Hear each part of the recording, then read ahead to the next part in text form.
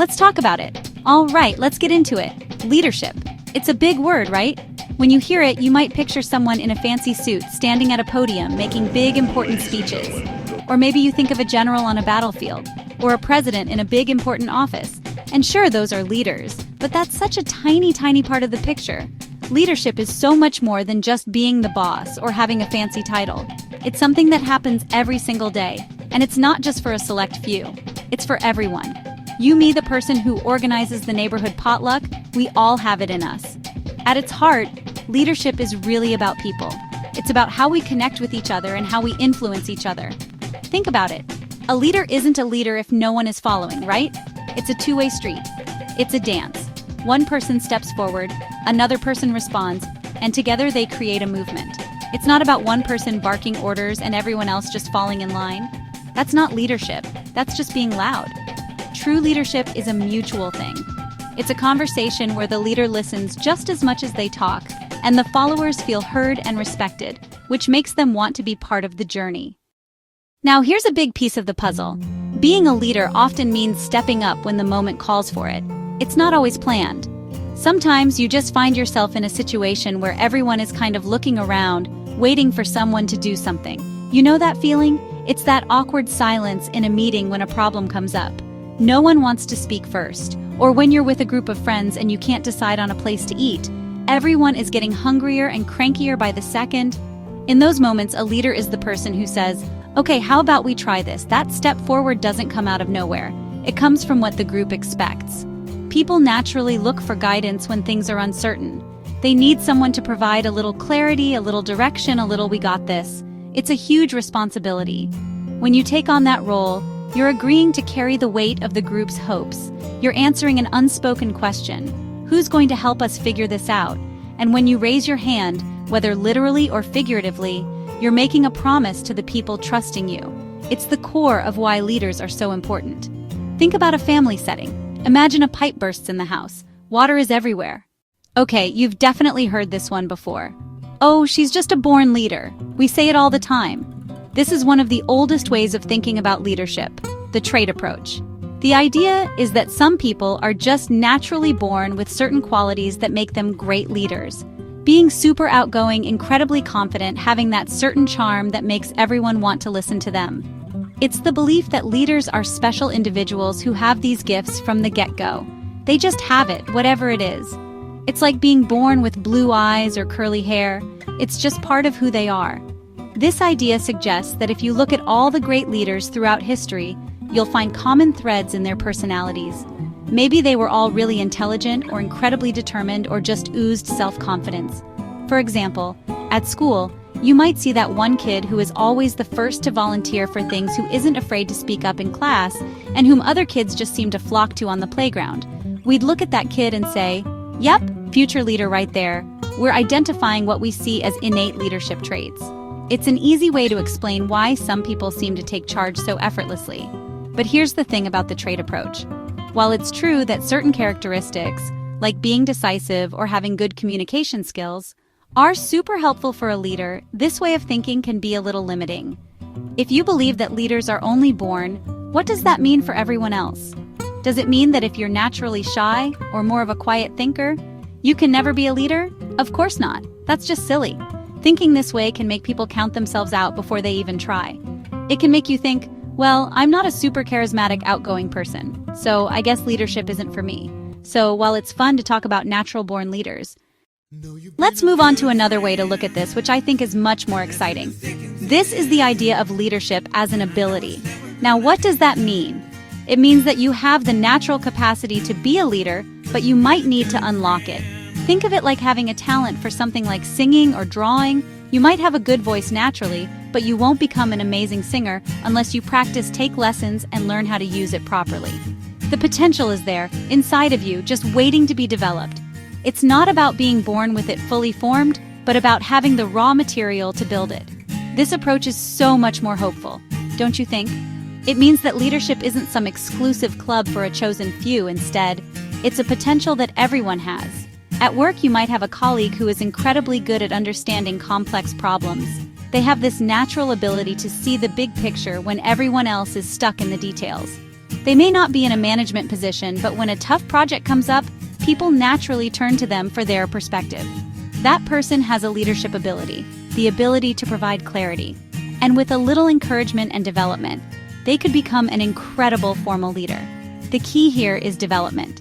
An ability doesn't do you much good if it just sits there, unused.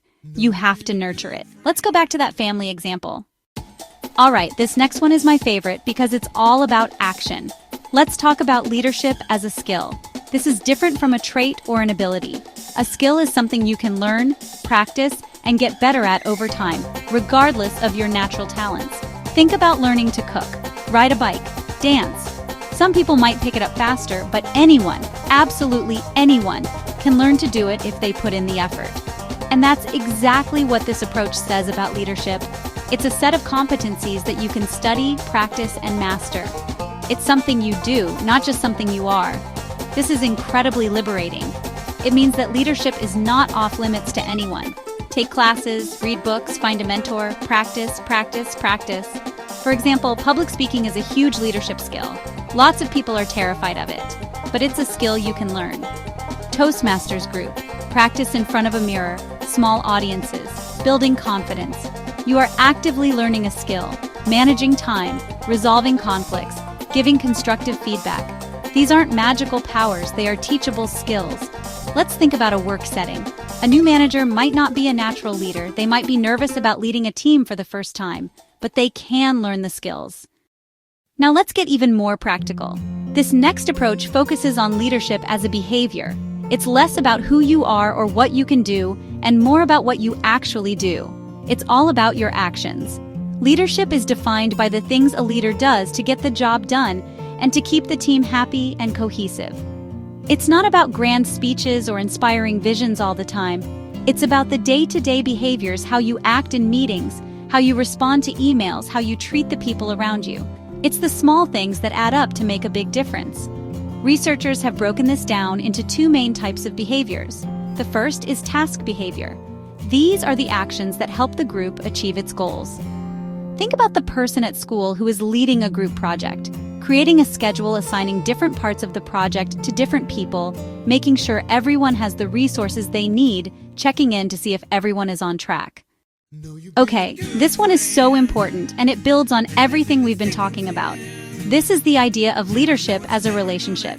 It moves away from focusing just on the leader and what they do, and instead focuses on the connection and interaction between the leader and the followers. Remember how we said leadership is a two-way street? This approach lives right on that street. It says that leadership isn't something a leader does to people. It's a process that emerges from the relationship they build with them.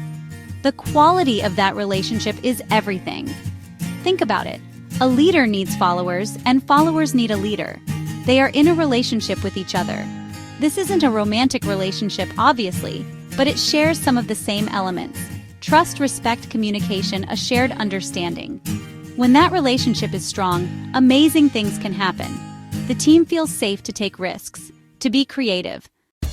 Let's bring this all together with one last idea: leadership as an influence process. This is a really simple but powerful way to think about it. At its core, leadership is the process of one person influencing a group of individuals to achieve a common goal. The key word here is influence. It's not about coercion. It's not about authority. Influence is different. It's about affecting people's beliefs, attitudes, or actions in a way that makes them want to move in a certain direction. This influence can happen in so many ways. Through inspiring words that paint a picture of a better future. Through logical arguments that convince people a plan is best. Through your own actions, leading by example. When a leader rolls up their sleeves and works just as hard as everyone else, that's a powerful form of influence. People see that dedication and it inspires them to match that energy. It's a gentle nudge, not a forceful push. It respects people's autonomy and invites them to be part of something. Consider a community setting, like organizing a neighborhood cleanup. The leader isn't anyone's boss. They can't order people to show up on Saturday morning with trash bags. So, we've looked at leadership from all these different angles. A trait, an ability, a skill, a behavior, a relationship, an influence process. It's a lot to take in, I know. But here's why it's so important to understand all these different facets. It shows us that leadership isn't just one thing. It's a rich, complex, and beautiful tapestry woven from many different threads. There isn't a single right way to be a leader. Different situations call for different approaches. Different people will lead in different ways. And that's not just okay, it's fantastic. It makes the world of leadership so much more interesting and accessible. By understanding these different perspectives, we can become better leaders ourselves and also better followers. When we know that leadership skills can be learned, we're more likely to invest in our own growth. When we understand that leadership is about behavior, we become more mindful of our actions and how they affect the people around us. When we see leadership as a relationship, we put more effort into building trust and connection with our colleagues, friends, family. It gives us a complete toolbox